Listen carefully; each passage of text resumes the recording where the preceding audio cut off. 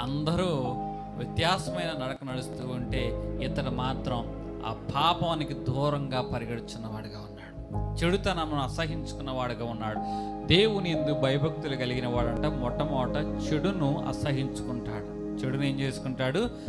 అంటే బయట నుంచి వచ్చే చెడు అండి ఇది. ఈ చెడు ఎక్కడి నుంచి వస్తుంది?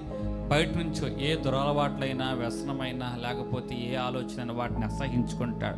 రెండవ మాట, యెహోవా యందు భయభక్తులు కలిగిన వాడు చెడుతనమును విసర్జిస్తాడు. అంటే లోపల ఉన్న చెడుతనం అండి ఇది.